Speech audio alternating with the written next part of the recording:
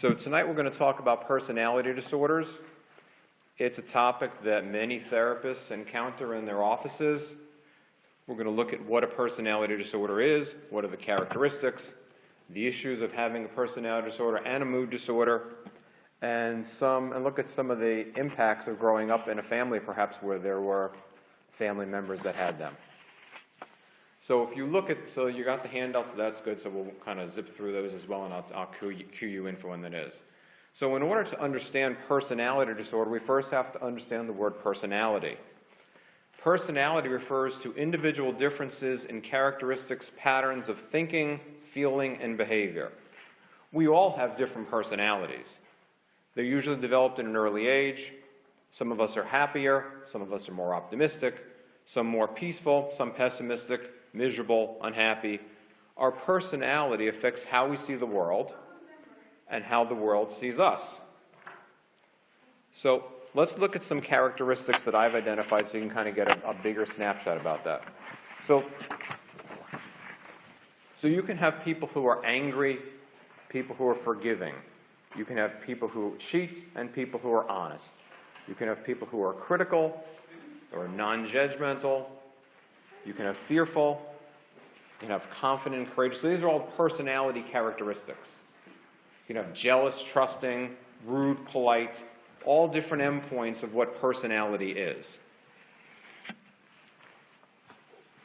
So you can also know that personality is affected by outside factors. So for example, I don't know if anybody here in the group had any cold and flu in this great cold and flu season.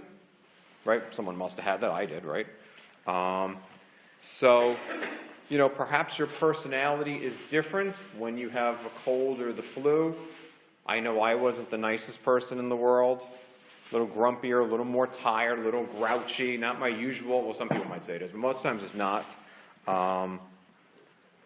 So this way, we can see that personality can be affected by some of the things that are inside, but as well as outside factors as well.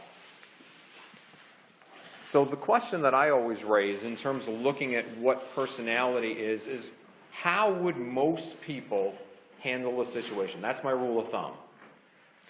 So for example, when you have a personality disorder, you recognize that these people are vastly different than other people because their way of handling, using my rule of thumb, how would most people handle? Their way of handling is very different than average. People with personality disorders tend to be rather rigid. They don't change well. That shows up in their emotions. It shows up particularly in their interpersonal relationships with other people. That's where we see the hallmark of people with personality disorders, how they interact with other people in relationships. That's the key.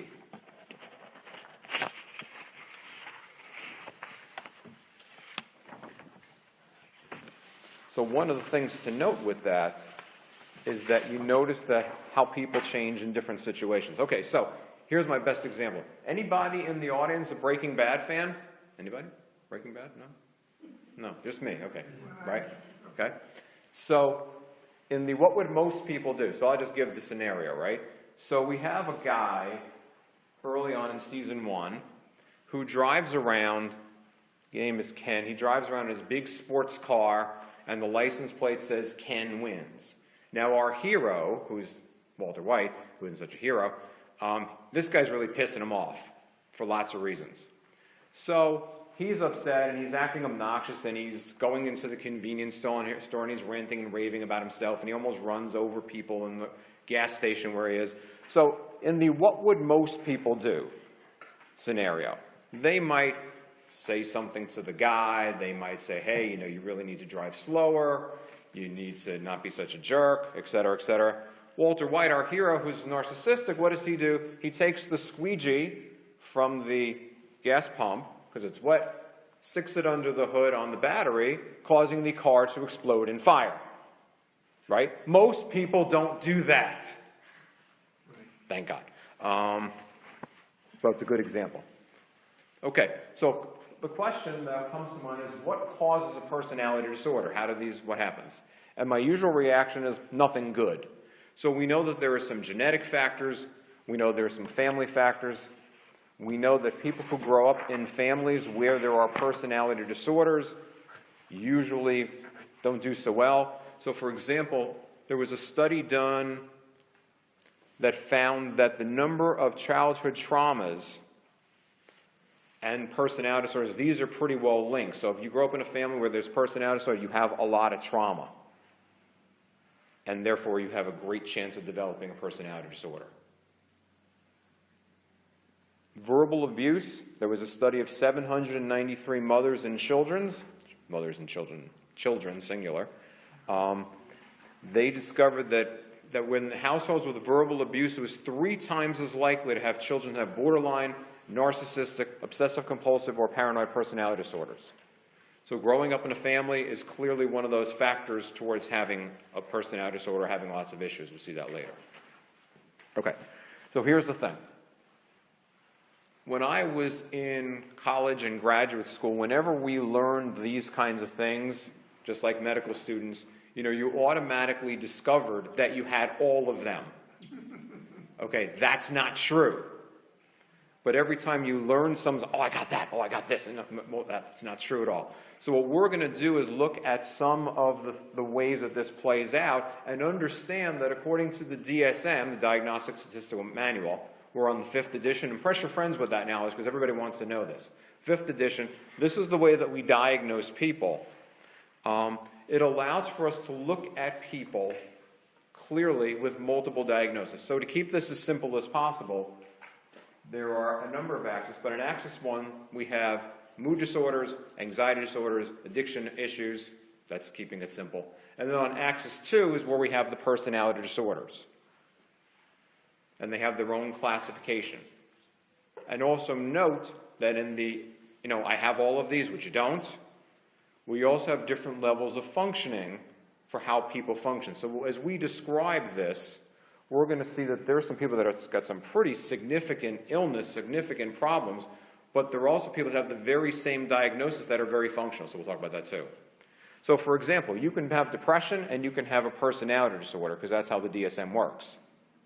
And so just like with mood disorders, you need to have, in DSM language, you have to have at least 5 criteria to have that. So if you have depression, you need to have mood, and you need to have thinking, and you need to be just kind of feeling crappy and feeling terrible about yourself. You need to have a number of things. You can't have one. If you broke up with a partner, you might be depressed. But you're not going to have the criteria for major depression. You're just going to have the situational situation. Same thing with the personality disorders. We all have, and you'll see this as we go, it's like, well, I do that. Yeah, because we all have these things as part of the personality. And we might have 1 or 2 of these things, but we won't have, hopefully, the whole enchilada. Hopefully. Good? Perfect. Good. Thank you. I want to thank you. Good? Confirm something I think about this. Thank you, Ruth. Thank Good. you. No problem. Now that I know what that is, that's awesome. All right. So the first handout we're going to is the grid one that has A, B, and C, as in cluster A, B, and C. Perfect. Now, the people at the DSM, they're highly scientific people, and they put this together, and they called it cluster A, cluster B, and cluster C, because they use great science to do this. And the best way to describe this is the cluster A people, which is schizotypal, paranoid, and schizoid. These are the folks that I refer to as really weird people. It's very scientific and very, very clinical. They're really weird. And fortunately, you're not going to see a lot of these people. In my 32, 33 years of experience, I have worked with one person with a schizoid personality disorder. Make that one. They don't show up a lot. So we're gonna go through the cluster A people. We're gonna talk a lot about the B's, and we're gonna talk about the C's, because the B's is really the fun stuff. So we're gonna zip through the A's. Okay, so let's do that. So in cluster A, these people are kind of like schizophrenic, they're just not. So you might have people, for example, who act paranoid. Particular illnesses, people are very anxious, people have issues with, mood disorders, so there might be some paranoia, but that's not what we're talking about.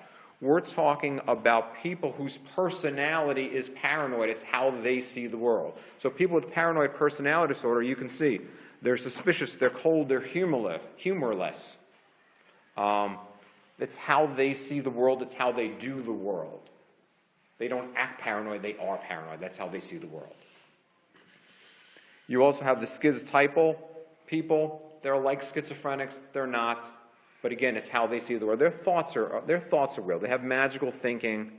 They kind of speak in things. They're like schizophrenia if you've ever seen or heard or been around, but they're not. They're just different. And the schizoid people, they don't have friends. They're loners. They're just blah. They just kind of isolated. So those are the cluster A things. Again, you probably don't know any of these people. Unlikely to have seen them. And probably if you have people that are schizoid or schizotypal or paranoid, you haven't seen any of them because they're probably in the corner someplace. They're not going out for coffee. So we're going to zip through that. Good? In other words, they're introverts. Total introverts. Total introverts, but introverts to the extreme. Okay, right. And their way of seeing the world is kind of, they see the world So different. distorted. Very distorted. Very distorted. They see the world, and their experiences in the world are very Limited because they isolate. weird. Weird. Okay. Very clinical word, weird. They're just weird. I don't have a better word than weird. Okay, so let's do the cluster C, folks. In cluster C, we have dependent, avoidant, obsessive-compulsive, and passive-aggressive. Now, you will note that the thing that drives them all in common is that kind of anxiety-sounding thing. And again, let's separate out people who have obsessive-compulsive disorder, OCD, from people that have obsessive-compulsive personality disorder, right? Because remember, in obsessive-compulsive, we're looking at perfectionists preoccupied with details, rules, and schedules. So I might have obsessive-compulsive disorder, right? And I might have my ritualistic behaviors. I might have hand washing. I might have checking. I might have to have order in my life is how I organize my life. And I might have my specific things that I do. But that's just the specific things that I do. My entire world is not governed around those things all the time, 24 hours a day. Hence, personality disorder. Because when you have a hand-washing person, she doesn't wash their hands 24 hours a day. They wash their hands when they feel contaminated, when they feel anxious, when something just touched the doorknob, right? There's a situation that drives that. The people with the personality, they do that all the time. That's all they do, because their world is that narrow, right? People that have dependent personality, I always think about them as being like small people. They speak with small voices. They're like small people. And they always say, "What do you think?" "I don't know. I don't know anything." And so that's the interpersonal. That's how they govern their world, by not knowing anything and by being afraid to take a risk. They never take one, but they're always dependent on others, and it's the interpersonal part. They're always dependent on others to help them, to direct them. I missed one. Let's do the passive-aggressive, because they're almost kind of fun. Now, we all know people who have passive-aggressive behaviors. And whether they have a personality disorder is hard to know. But these people are passive, they're avoidant, that's what I forgot. And they don't do well with conflict. So, if you are having dinner with someone who has passive-aggressive, whether it's behavior or personality, they always have a zinger at the end. So let's say you decide to go out for dinner and meet your friend Bob at dinner at 7:30. And so you go through the usual thing. "Hey, Bob, how you doing? Blah, blah, blah, blah. Hey, we're going to meet at the Morristown diner. Yeah, that's great. I can't wait to hang out with you. That'd be great." So, 7:30, Bob and you are going to meet at the diner. You get there at 7:30. What time does Bob, who has passive-aggressive behavior or personality, what time does Bob get there? Maybe. 8 o'clock, or maybe Bob doesn't show up at all. Because there's the zinger, there's the gotcha.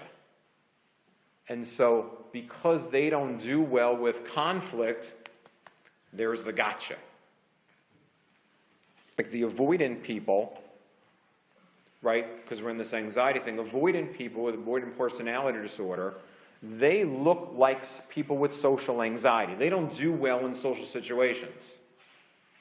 The difference, and the big difference, is that if I have social anxiety, I don't do well in certain situations. Maybe I don't do well in parties. Maybe I don't do well going to places like this. But when I have the personality disorder, I don't do anything. I just go and I avoid everything because it's too hard to do that because it's just, I can't do that. It's always uncomfortable. It's always avoiding everything. Make sense? We good? Got any questions? Have I confused anybody totally? Linda, I know you confused you. When you say avoiding, Oh, sorry. You broke the rule. when you say avoiding, Yes. is that in everything? Yes. By definition, so in other words, if I have a particular phobia, right, I might not go to a certain place. I might avoid something because that makes me anxious. But when I have an avoidant personality disorder, I avoid everything. And that's the hallmark. That's the characteristic. Make sense? All right. So we've successfully zipped through the A's and the C's. In world record time, I might add. So now let's do the B's. The cluster B group is the most interesting and the most damaging to self and other people. And these are the people who we see who make great movie and TV characters, and we like to watch them and kind of watch from above. The problem is that these people are also real. When we get into relationships with them, they're really harmful to ourselves and with other people. And that's the hardest thing about them because they seem to be prevalent in lots of places, and there's always some pain that gets caused by being with them. These folks are the hardest people to treat because they've had these personality characteristics / disorders for a very long time. They've grown up in probably some of the worst of families, and they typically don't get help. The people around them get help. So, antisocial personality disorder. Break laws, no remorse, appear friendly on the surface. These people are basically criminals. We won't get into the higher functioning ones for the sake of argument because then we'll get a strike, so let's just put those over there. They're basically criminals. The Charles Mansons of the world, they're basically criminal. They're basically antisocial personality. They're people who are out to hurt other people for their own gain. When there's an addiction, do we completely separate it? Because when there's addiction... Let me get back to, yep. Let me get back to that. Hang on. You are 7 lines ahead of me. Roughly. So they're basically criminals.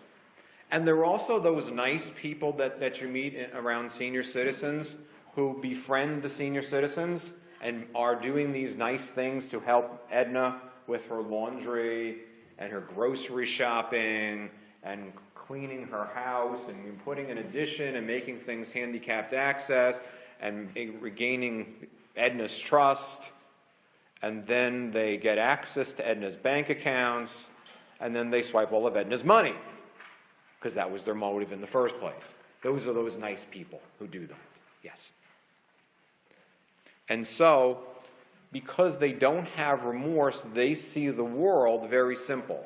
That, okay, here's my goal, here's what I want, that's what I'm going to get, and it doesn't matter how I get there. What is the ends justify the means? Right? It doesn't matter how I get there because this is what I want. I want her money, so I'm going to do what I have to do to get there. Right? People, thank you, with active addiction, when people are out there with their addictions, they will do the very same thing. And hence we go back to our, axis 1, axis 2. So you have, on axis 1, you have your addiction. On axis 2, you might say, wow, this person's totally sociopathic, totally antisocial personality disorder. The difference is when they get clean and sober, is that axis 2 thing, they never go, now it goes away because they not really have that. There are some people that still have that, but for the most part, they don't. Like I said, you're 7 lines ahead of me. Okay, so today, for example, we could discover that I am not antisocial personality disorder, I'm pleased to say this, because I went into the parking lot at a grocery store and turned in, and the person swiped my parking spot. I'm pleased to say he's still alive. So we know that I don't have that because he's still with us. And I didn't slash his tires, and I didn't blow his car up, and I didn't, pillage him or his kid that he had. And so they're still alive, I must admit, which is good for me and him. Okay. The other thing, and the other best example of people that have antisocial personality disorder is my guilty pleasure is the Crime and Information channel on cable. And so they always have these great criminal things. And if you want to watch antisocial personality, just have to watch 1 hour.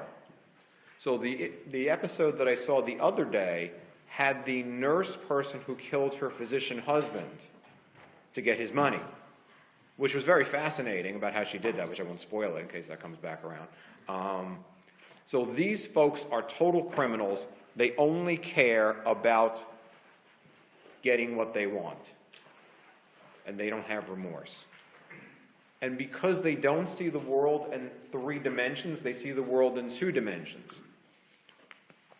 So, for example, my water bottle here, this is an object. If you wanted my water bottle, you would say, oh, water. I want water. I kill you. I get water. Because that's just how it is.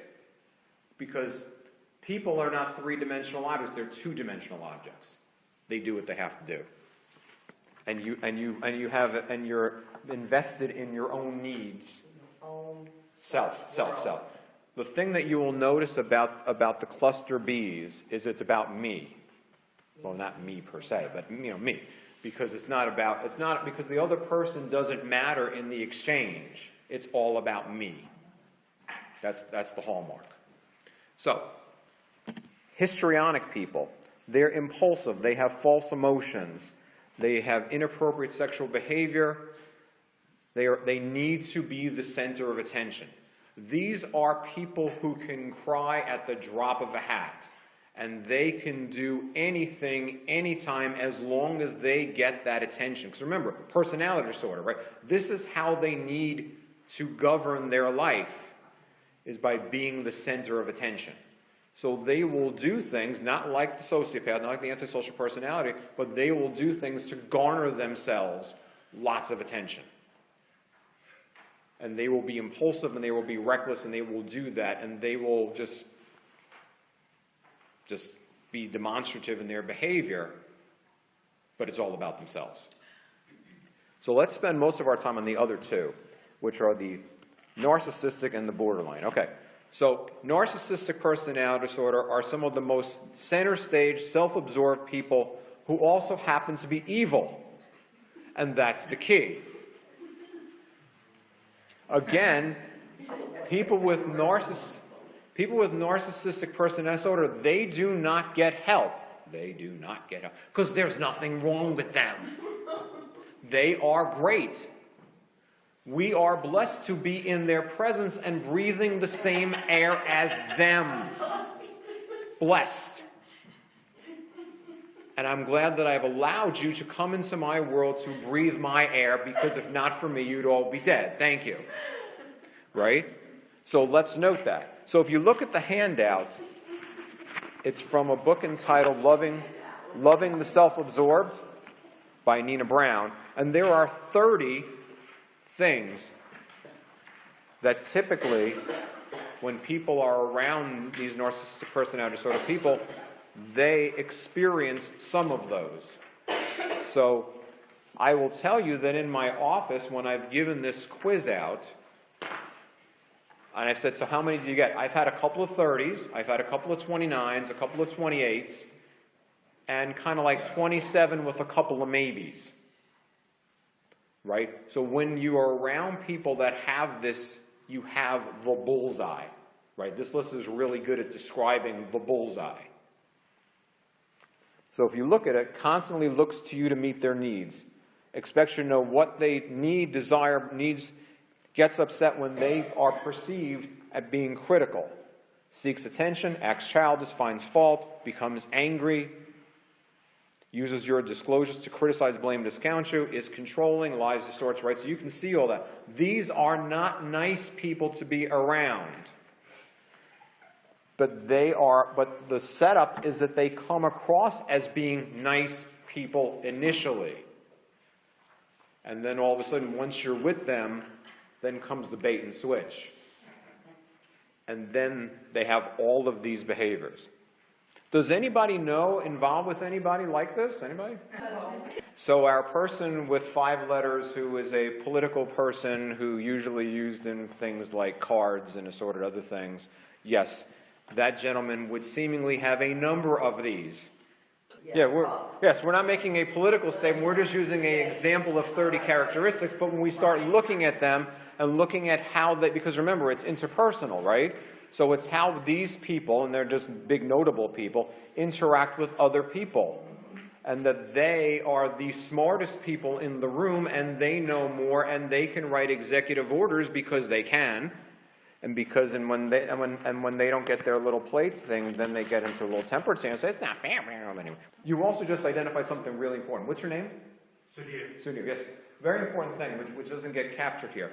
Oftentimes, the personality disorders kind of look like the Chinese menu, in that there's one from column A and one from column B and one from column C. Not the clusters, because that would get way too confusing.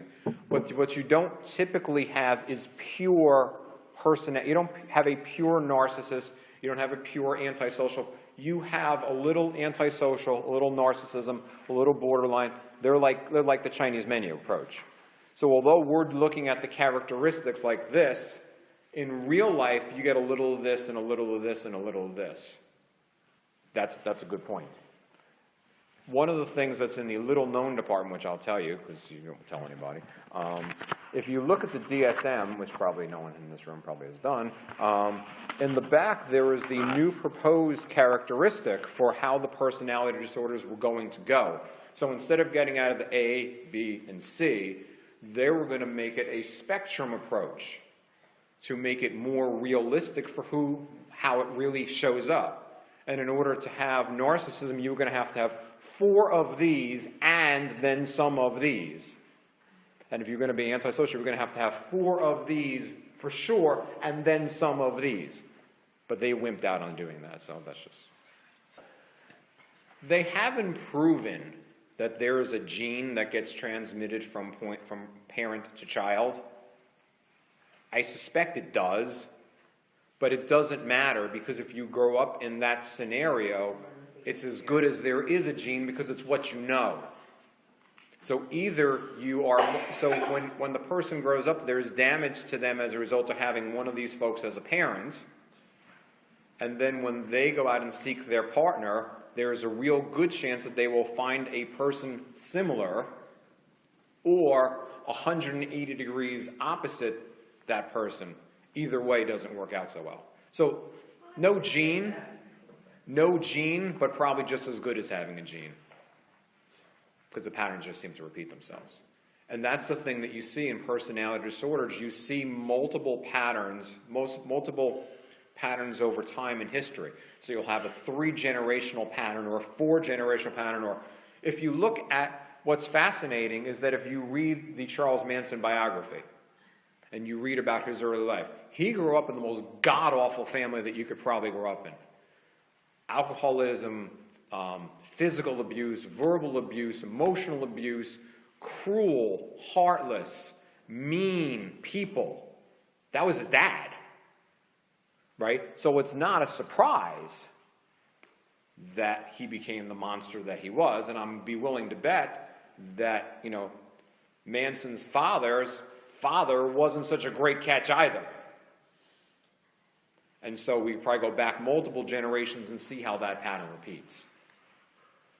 And so if you also look, the other thing, is that the people who are serial killers, and you look at their histories, they all have this terrible, god-awful family that they grew up in, with just like lots of bad things, lots of traumas, lots of abuse, right? And so they're just filled with all those things they just act out on. Okay, so those are the narcissistic ones. An interesting thing, as I was thinking about doing, there was an episode of MASH, hence the video question, where Charles Emerson Winchester, I remember saying right, Charles, right? He is going to, Max Klinger was being charged with some crime of stealing something or whatever, and he hired Charles to be his defense attorney. Now, Charles knows nothing about being a lawyer. He's a doctor. But he thinks he can be a lawyer because, after all, he's a Winchester. So he does this terrible job of defending Max, like really bad. And his closing argument goes something like, forget about him, Max. Think about me. This is my career online. This is really about me. I don't want to be known as a person who lost this case. So it was just so well done. And they have some narcissistic traits, but they don't meet the disorder. They just don't. They have some narcissistic traits. Matter of fact, if we looked at this list, the 30 of them, we would note that we have some of these traits. Right? Hopefully less than more, but we would note that we have some of these traits. And some of them are good, and some of them are useful, and some of them are functional. I suspect that at least someone in this room has lied or distorted or misled someone, hopefully for a good reason. A surprise party, for example. 50th, 60th, 70th birthday party, anniversary party, we've probably done that, right? And we worked them and kind of made it like, right? There's probably at least one person in this room who's somewhat arrogant in their presentation because maybe it's their nature that it's part of their work that they have to be. And that characteristic isn't a bad one in the right context. It's bad when it's hurtful, but it's not. But if the person was an airline pilot and is in charge of flying a plane in the middle of the storm, yeah, I kind of want my pilot to be a little arrogant. He's going to tell me we're going to be okay. I'm good with that. So we're not going to die. I'm good with that. He says, don't worry about it. I got the plane. Don't worry, you people, a bunch of morons. I'm good. I'm good with that. So let's note that some of these traits are actually functional and that we all have them. Okay, the last one, borderline personality disorder. Now, according to the DSM, this occurs in 5% of the population. I would tell you that in my office, that's a really chunky 5%. So these folks are self-destructive. They are impulsive. They are sexual. They're extremely intense. They're always in a crisis. The key hallmark for people with borderline personality disorder, they have extreme issues with rejection and abandonment.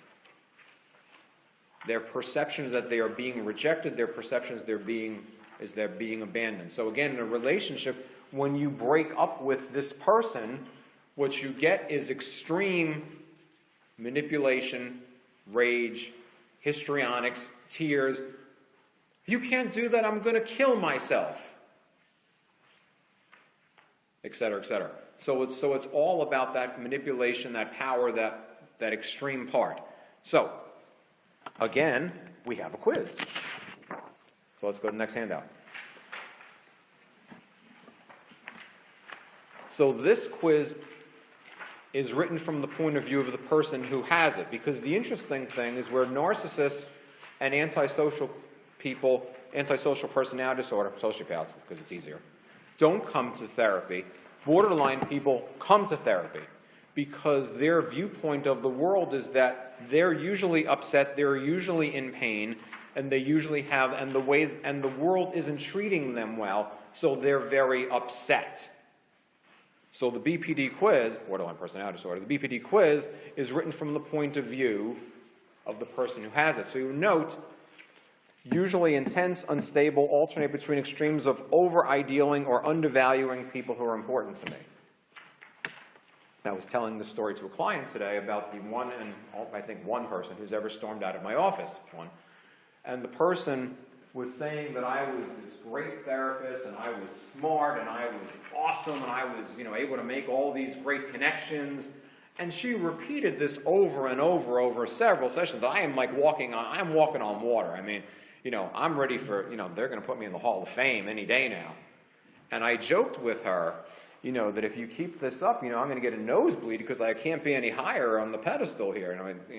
And with that, she got extremely rageful, told me that I was the worst piece of crap walking God's green earth, and stormed out of my office. Yes. So that would be true for her. Okay. My emotions changed quickly, rapidly, experienced intense episodes of sadness, irritability, anxiety, or panic attacks. So again, it's the extremes. Level of anger, inappropriate, intense, right? So extreme. I've engaged in suicidal behaviors, gestures, threats, says cutting, burning, right? So we're talking about people with really poor coping skills who, when they get upset, they don't have the ability to do the healthy things. They have the ability to do unhealthy things. Poor self-image, little paranoid, damaging acts such as spending, eating, binge eating, reckless driving, substance abuse, sexual conduct, frantic efforts to avoid real or imagined abandonment, people, right? That's the hallmark. I suffer from chronic feelings of emptiness and boredom. You know anybody like this? We've met these folks. Yes. Interpersonally, they're hard to be around. Because again, it's always about them. And no matter what happens, their life is significantly worse than anybody else's, and they're always in this major crisis over and over and over again.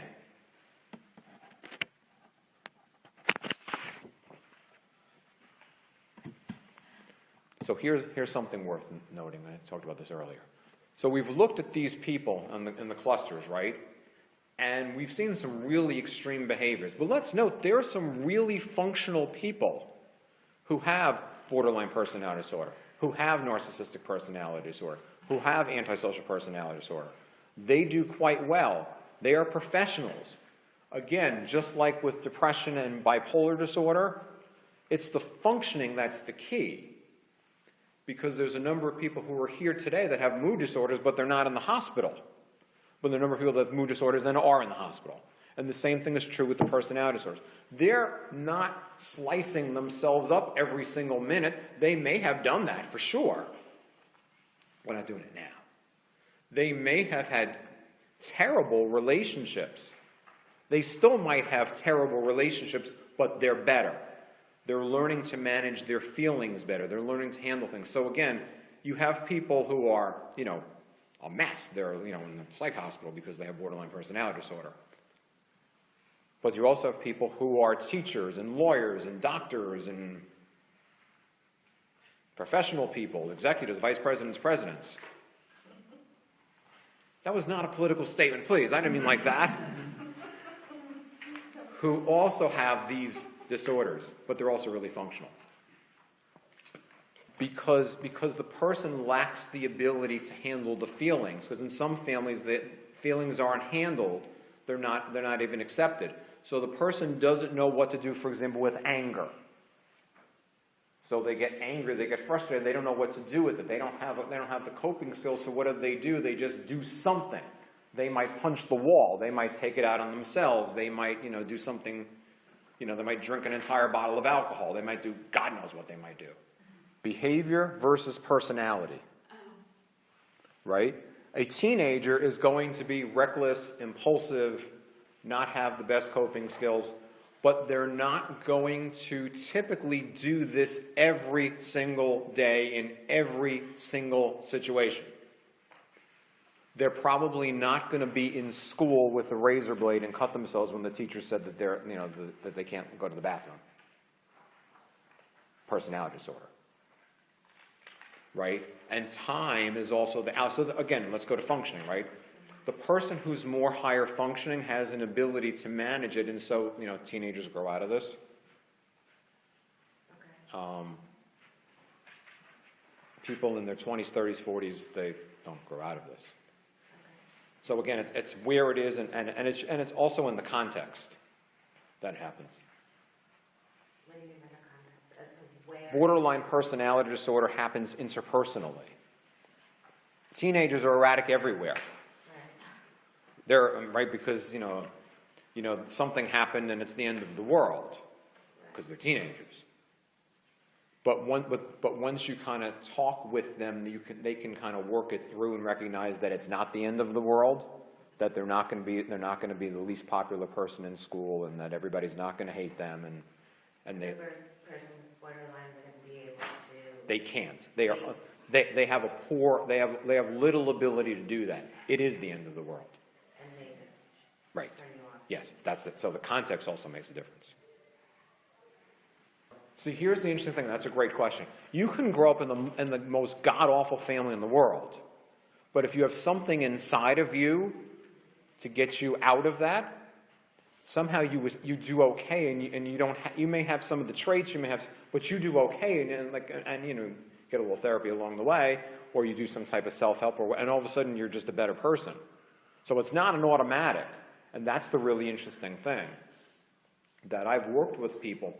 There's a woman that I worked with years ago whose mother couldn't pick her up at school. She was 15, I believe, at the time. And couldn't pick her up after school because she stayed after some club or whatever. And you'll ask the question, why did mom not be able to pick her up? Because mom was watching Jeopardy. There's your answer. Right? What do most people do? Right? Okay, there's my mom's watching Jeopardy. So she, although mom didn't have there was no title for mom at the time, she didn't know it, she recognized when she got married and had kids that she knew nothing about how to be a parent growing up in her house. So she went to the library and read every parenting book known to modern man and became a good parent. Right? So because she learned nothing, because otherwise her kids would walk and while she watched Jeopardy. Great question. All right, let's deal with one other thing because it's an important differential. So with borderline personality disorder, what we see are things that look like depression and look like bipolar disorder. And let's distinguish between the two. A person that has a mood disorder typically thinks about the things that they've done. They feel guilty. They think about their past mistakes. And they might obsess about that. But the person with borderline personality disorder, they have this they're not looking at the situation, they're looking at it globally. They're looking at, they are angry, they are frustrated, they're just looking at, their lens is totally different. People that have mood disorders, and you guys know this, right? You don't have the active phase of the mood disorder all the time. There are periods of depression and periods of mania, but that's not 24 hours a day, 7 days a week. There's times when there are episodes for sure, but it's not all the time. The person who has borderline personality disorder, they experience their moods all the time. And that's the key differential piece between the two. Right? They see the world different. So again, it's not episodic mood disorder. It's all the time. It's I'm terrible, I'm awful, this one hurt me, this one did that because okay, other point. The other thing about personality disorders, particularly in the cluster Bs, the antisocial, borderline, narcissistic, is that these people, although they're self-absorbed and it's all about me, they do not have the ability to acknowledge the I that most people do interpersonally. So if I take Linda's water over here, she'll say, hey, you took my water, and I'm going to say, I'm sorry. The people in the cluster Bs, they can't do that. They don't do that. They don't have the word I. They say, well, you left it out there, that's why I took it. If you weren't such a pain in the neck, I wouldn't have taken your water. I mean, what is your problem? Because if you didn't need the damn water, I wouldn't be out. They would rationalize, and they would attack, and they would project, but they would never say, I'm sorry. They are unable to do that because they don't have that self. None of those characteristics, there are the self to be able to do that. They will project, they will rationalize, they will attack, but they won't say, I'm sorry. People with mood disorders have the ability to say, I'm sorry. They have eyes. That's the key, and that's the difference. The easiest way to describe abandonment is the person whose parent, we always blame moms. It's just how it is. I'm sorry. Mom's always the bad guy in the story. You know, it's mom who doesn't pick up the child. It's mom who's watching Jeopardy rather than picking up her daughter. It's mom who's out partying at night rather than taking care of the child who needs dinner. So abandonment is not being there for the child and being involved in something else, usually not necessarily. It's not like she's working on Wall Street making millions, right? She's usually out, you know, getting drunk, having sex with people, doing whatever, while the kids over there are like, oh, food? Food? Any food? Anybody coming back and take care of me? Right, that's abandonment. Good question. Any other questions before we move on? We've always been told that these illnesses are very hard to treat. Yes. I guess we're going to talk about that. Well, not exactly, but yes, we could. One of the things, okay, so let's note, okay, that most of the cluster B people, antisocial, narcissistic, they don't come to therapy. Right, so they don't come. And so if one of them happened to show up, they wouldn't stay a long time.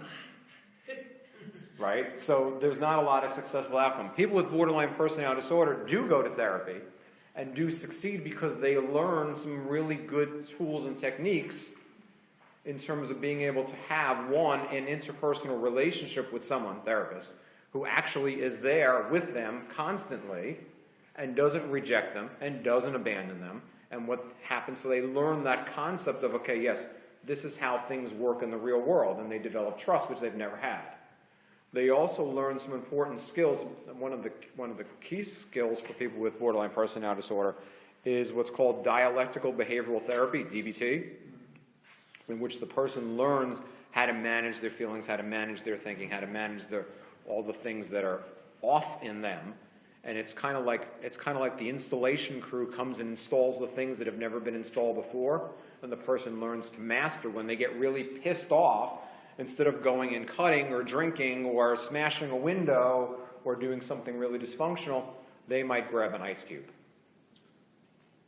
So they're going to cause pain to themselves, but an ice cube isn't going to do a whole lot of damage, and they're not going to get frostbite. The other things, so the A's, you know, the really weird people, they don't, they're just, I don't know what they're doing. The other folks, the more anxiety people, the avoidant, dependent, whatnot, they also get help well because they learn to manage the feelings and they learn to manage how to do things differently. So if someone's avoidant, just like with anxiety, you might get them to challenge some of their behaviors and kind of say, okay, so let's see what happens if you do this. And you might set up some type of protocol for them to do this, whatever this might be, and see what happens. But again, different behavior, personality.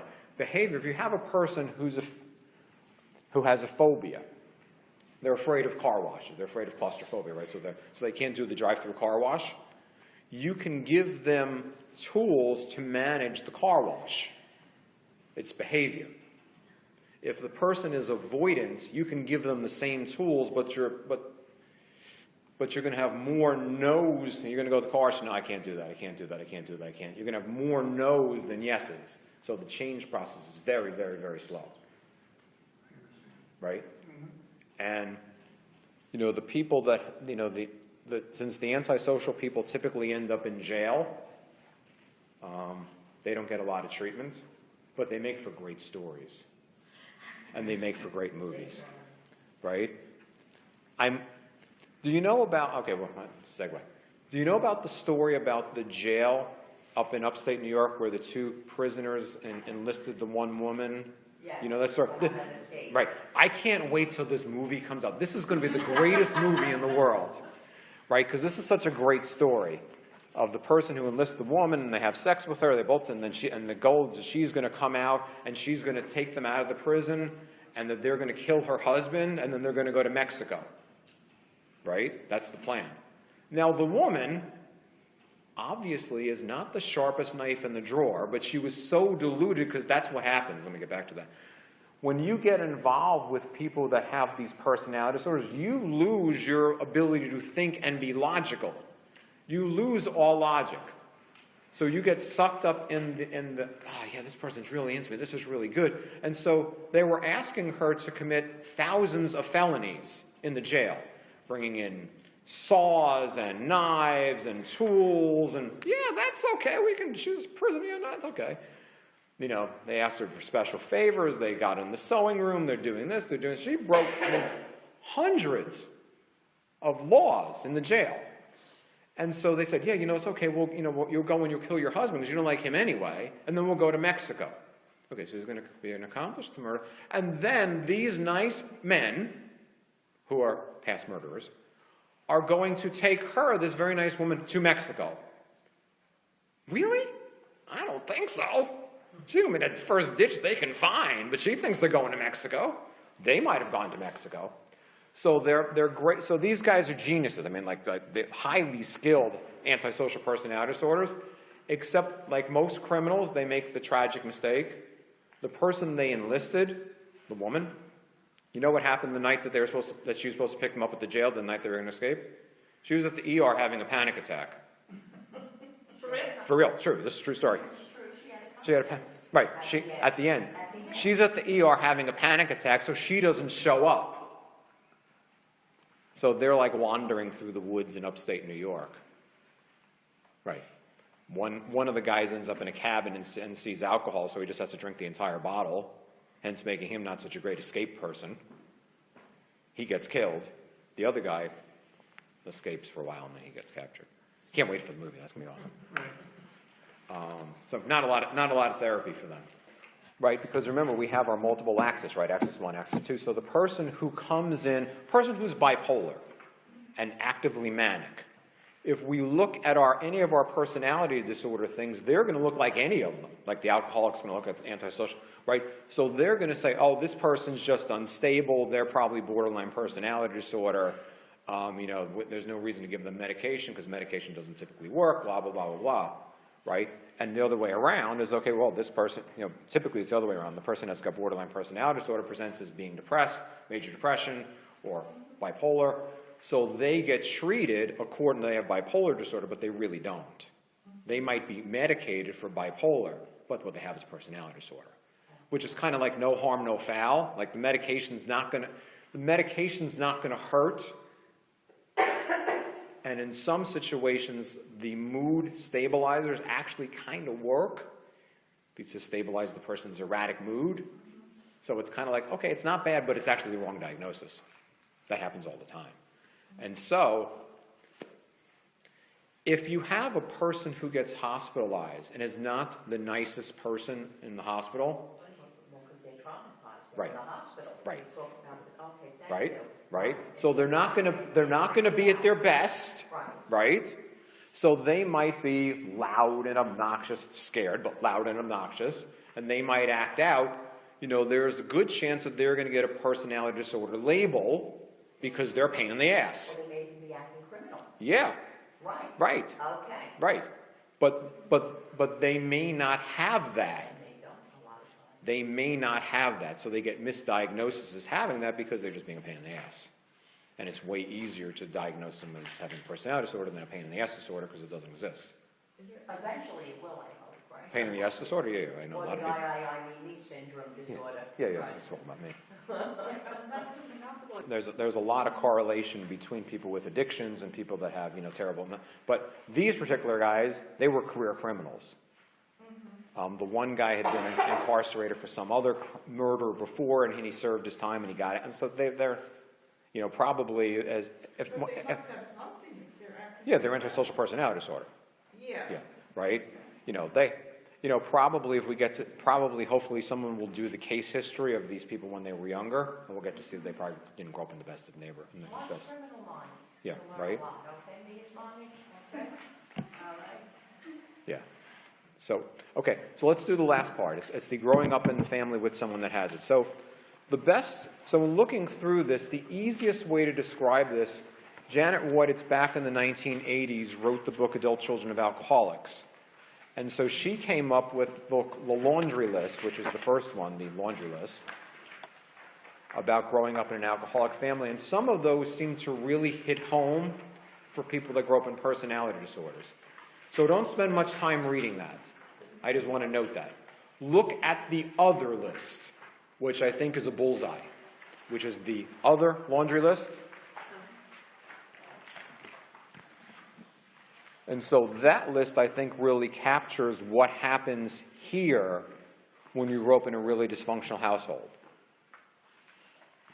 So, for example, to cover our fear and dread of isolation, we tragically become the very authority figures who frighten others and cause them to withdraw. So again, these things are the equal and opposite. We don't want to be this way, but then we become that way. We lose ourselves, we frighten people with anger. So again, when you grow up in a household with personality disorder, you become who you don't wish to become, either by repeating the behavior or you do the opposite of the behavior. Yes, extreme opposite, right? So 14, we act as if we are nothing like the dependent people who raised us, is the perfect example of what I'm saying. Right, so if you grow up in a household where, I'm going to blame mom again, mom was totally dependent on dad or other people, and the person grows up seeing, I hate that person, I don't want to be like that. So then we do the extreme. So what's the opposite of dependent? Totally independent, but never asking for help. So they become, the far side of super duper uber independent, can't ask for help, because that's bad because they don't want to be like that. Does that make sense? So growing up in families like this, without help, let's note that, without help, your two choices are repeat or extreme avoid. Those are the two choices. If you get help, you can get the whole spectrum. Well, if they're narcissistic, they haven't come.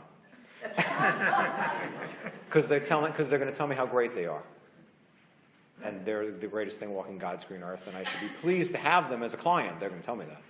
So they're probably not going to be there. But so what do I do? Just a laundry list. Develop a good relationship with them, right? Because if we connect and we have a good interpersonal relationship, then the person learns that they can trust somebody. And that there's a sense of, okay, so if we're meeting every Tuesday at 3 o'clock, every Tuesday at 3 o'clock, we're going to do this. And then if I get sick, then we'll have to deal with that because the person is going to feel rejected or abandoned, probably. And then we're going to have to talk about how they felt. And we're going to work because they've never worked that through. They usually just get pissed and then just do something. I'm never going to come see you again. You didn't, right? But we develop the tools for them to work that through so they can ultimately have a relationship with someone that has the same ingredients. Again, functioning is the other key ingredient. If the person is more higher function, there's less things to do. If they're a little lower function, there's a lot of things to do. But again, teaching them the DBT skills and managing their fears and anxieties and angers, and that's the key. The narcissistic people, they don't come. The people around them come, hence the list of the third. Hence they come, yes, they come in. Well, today, 10 years ago, 15 years ago, 20 years ago, we'd have no clue about what spectrum looks like. Today we know.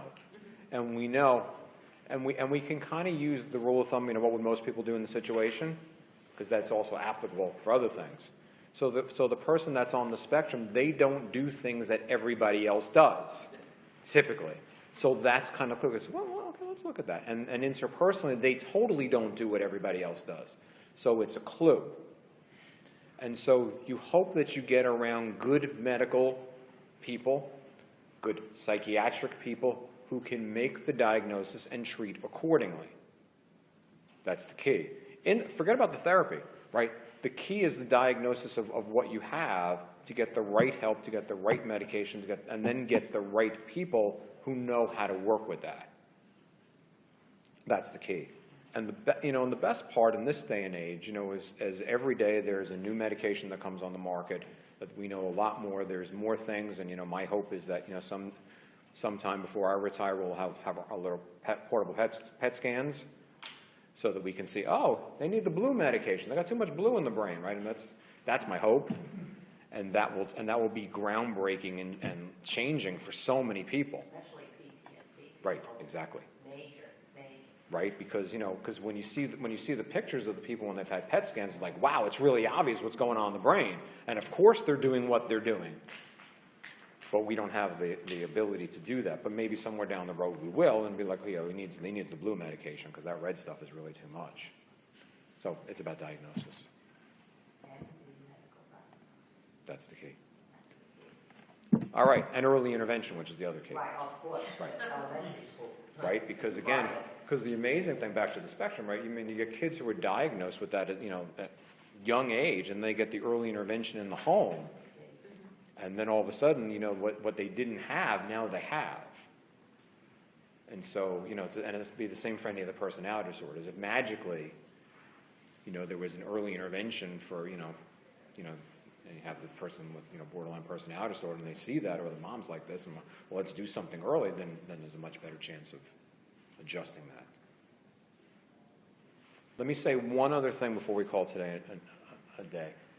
One of the most important things in personality disorders is just like this, the support and the recognition. So there are so many good message boards out there for the personality disorders. And so if you are involved with someone, know someone, or, right, if you go to the message board, whether it's borderline or narcissism or whatever, and you search for that, and then you just log in and just read the post. Forget about posting. Just read the post. All of a sudden, like most illnesses, the personality disorders, there's a lot of isolation when you're around the person that has it. When you connect on the message boards, all of a sudden you're not a Martian anymore. There are lots of other people that have experienced the exact same thing. And right off the bat, there's that validation, wow, I'm not the only person struggling with this. And then you read the post and say, wow, this person did this, I can do that too. And probably above and beyond anything else, the personality disorders and the message boards are so key because they jumpstart people getting better because they know that there's help out there and that there are other people that are dealing with that.